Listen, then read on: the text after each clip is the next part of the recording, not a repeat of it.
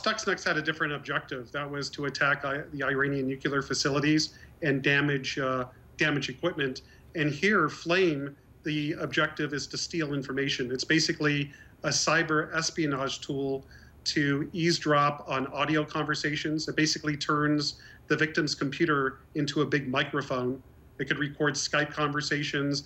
And when you're in your email in Outlook or Instant Messenger, it basically is taking screenshots of this and sending it to the attacker's command and control server.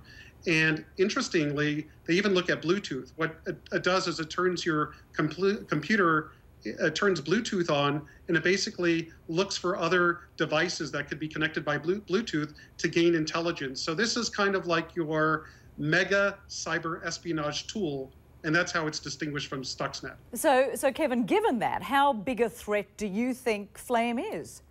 I think it's pretty substantial. They basically have done a lot to evade all the antivirus software that's available in the market. It's been out there for at least 2 years and pretty much undetected. And it's basically in the wild, meaning it's out there, pretty much in the Middle East and North Africa.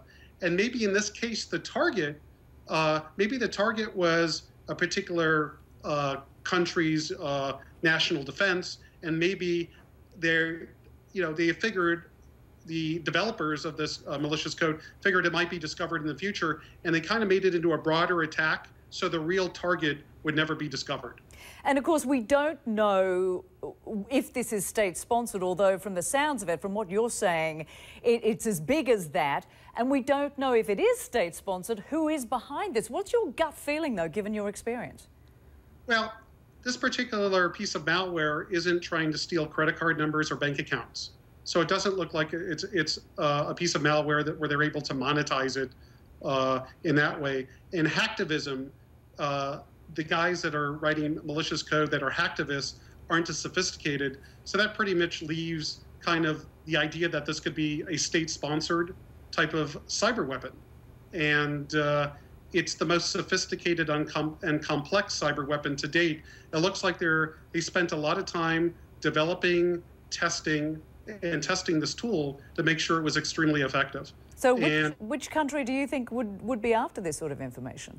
Well, that would be a guess. You have to think about, well, the targets are in the Middle East and North Africa, right?